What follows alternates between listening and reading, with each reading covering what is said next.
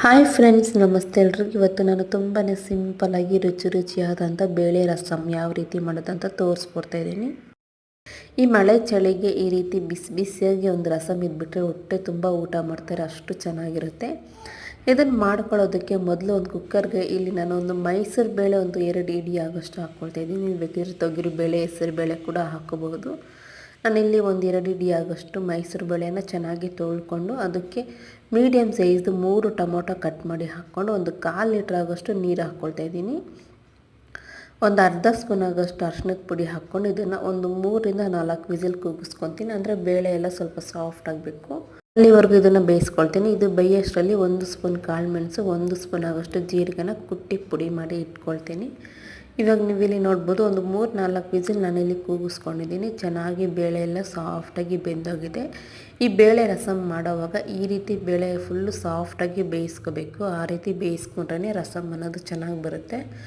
ಇವಾಗ ಇದನ್ನು ಚೆನ್ನಾಗಿ ಮ್ಯಾಶ್ ಮಾಡ್ಕೊಳ್ತಾ ಇದ್ದೀನಿ. ಈ ಟೊಮೊಟೊ ಮತ್ತು ಬೇಳೆನ ಚೆನ್ನಾಗಿ ಈ ರೀತಿ ಮ್ಯಾಶ್ ಮಾಡ್ಕೊಳ್ತೀನಿ. ನೋಡ್ತಾ ಇರ್ಬೋದು, ಈ ರೀತಿ ಚೆನ್ನಾಗಿ ಮ್ಯಾಶ್ ಮಾಡಿ ಇಟ್ಕೊಳ್ತೀನಿ. ಇವಾಗ ಇದು ರೆಡಿಯಾಗಿದೆ. ಇವಾಗ ರಸಮ್ ಹೇಗೆ ಮಾಡೋದು ನೋಡೋಣ. ಇವಾಗ ಒಂದು ಬಾಣಲೆಗೆ ಇಲ್ಲಿ ನಾನು ಒಂದು 3 ಸ್ಪೂನ್ ಆಗೋಷ್ಟು ಎಣ್ಣೆ ಹಾಕ್ಕೊಳ್ತಾ ಇದ್ದೀನಿ. ಎಣ್ಣೆ ಚೆನ್ನಾಗಿ ಬಿಸಿ ಆದಮೇಲೆ ಒಂದು ಸ್ವಲ್ಪ ಸಾಸಿವೆ ಹಾಕ್ಕೊಳ್ತಾ ಇದ್ದೀನಿ.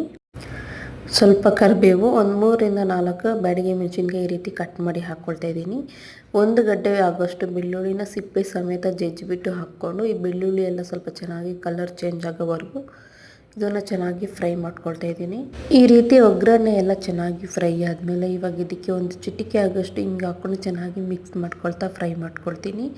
ಇದೆಲ್ಲ ಈ ರೀತಿ ಚೆನ್ನಾಗಿ ಮಿಕ್ಸ್ ಮಾಡ್ಕೊಂಡು ಫ್ರೈ ಮಾಡ್ಕೊಂಡಿದ್ದಾದಮೇಲೆ ಮೊದಲೇ ಬೇಯಿಸಿ ಇಟ್ಕೊಂಡಿರೋಂಥ ಬೇಳೆ ಮತ್ತು ಟೊಮೊಟೊ ಮ್ಯಾಶ್ ಮಾಡಿ ಇಟ್ಕೊಂಡಿದ್ವಲ್ಲ ಅದನ್ನು ಹಾಕ್ಕೊಂಡು ನಿಮಗೆ ರಸಮ್ ಎಷ್ಟು ಬೇಕಷ್ಟು ನೋಡಿಕೊಂಡು ನೀರು ಹಾಕ್ಕೊಳ್ಳಿ. ನಾನಿಲ್ಲಿ ಅದೇ ಕುಕ್ಕರ್ಗೆ ಸ್ವಲ್ಪ ನೀರು ಸೇರಿಸ್ಕೊಂಡು ಹಾಕ್ಕೊಳ್ತಾ ಇದ್ದೀನಿ.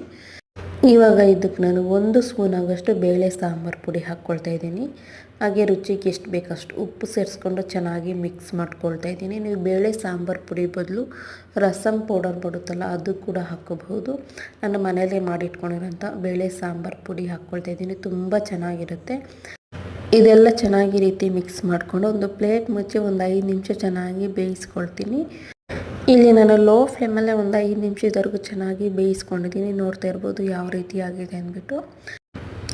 ಒಂದು 5 ನಿಮಿಷದವರೆಗೂ ಚೆನ್ನಾಗಿ ಇದನ್ನು ಕುದಿಸ್ಕೊಂಡು ಇವಾಗ ಇದಕ್ಕೆ ನಾನು ಮೊದಲೇ ಜೀರಿಗೆ ಮತ್ತು ಮೆಣಸು ಪುಡಿ ಮಾಡಿ ಇಟ್ಕೊಂಡಿದ್ದೀನಲ್ವ ಅದನ್ನು ಹಾಕ್ಕೊಳ್ತಾ ಇದ್ದೀನಿ.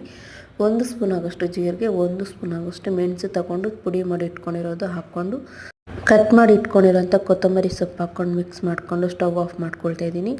ಈ ರೀತಿ ಈ ಜೀರಿಗೆ ಮತ್ತು ಮೆಣಸು ಪುಡಿನ ಲಾಸ್ಟೆಲ್ಲ ಹಾಕ್ಕೊಂಡ್ರೆ ಅದ್ರ ಫ್ಲೇವರ್ ಹಾಗೇ ಇರುತ್ತೆ, ತುಂಬ ಚೆನ್ನಾಗಿರುತ್ತೆ. ಹಾಗಾಗಿ ಇದನ್ನು ಲಾಸ್ಟಲ್ಲಿ ಹಾಕ್ಕೊಳ್ಳಿ, ತುಂಬ ಚೆನ್ನಾಗಿರುತ್ತೆ. ಇವಾಗ ಸ್ಟವ್ ಆಫ್ ಮಾಡ್ಕೊಳ್ತಾ ಇದ್ದೀನಿ. ಇಷ್ಟೇ, ತುಂಬ ಸಿಂಪಲ್ಲಾಗಿ ರೆಡಿ ಆಯಿತು. ಬೇಳೆ ರಸಮ್ ಅನ್ನೋದು ತುಂಬ ಚೆನ್ನಾಗಿರುತ್ತೆ. ಬಿಸಿ ಅನ್ನಕ್ಕೆ ಈ ರಸಮ್ ಹಾಕ್ಕೊಂಡು ತಿಂತಾಯಿದ್ರೆ ಸಖತ್ತಾಗಿರುತ್ತೆ. ನೀವು ಒಂದ್ಸತಿ ಟ್ರೈ ಮಾಡಿ. ಈ ವಿಡಿಯೋ ಏನಾದರೂ ನಿಮ್ಗೆ ಇಷ್ಟ ಆಗಿದ್ರೆ ಪ್ಲೀಸ್ ಒಂದು ಲೈಕ್ ಮಾಡಿ, ನಿಮ್ಮ ಫ್ರೆಂಡ್ಸ್ ಆ್ಯಂಡ್ ಫ್ಯಾಮಿಲಿ ಜೊತೆ ಈ ವಿಡಿಯೋ ಶೇರ್ ಮಾಡಿ. ನೀವಿನ್ನೂ ನನ್ನ ಚಾನಲ್ಗೆ ಸಬ್ಸ್ಕ್ರೈಬ್ ಆಗಿಲ್ಲ ಅಂದರೆ ಪ್ಲೀಸ್ ಒಂದು ಸಬ್ಸ್ಕ್ರೈಬ್ ಆಗಿ ಸಪೋರ್ಟ್ ಮಾಡಿ. ನಿಮ್ಮ ಅನಿಸಿಕೆ ಅಭಿಪ್ರಾಯ ಕೂಡ ಕಮೆಂಟ್ ಮಾಡಿ. ಧನ್ಯವಾದಗಳು. Thank you for watching.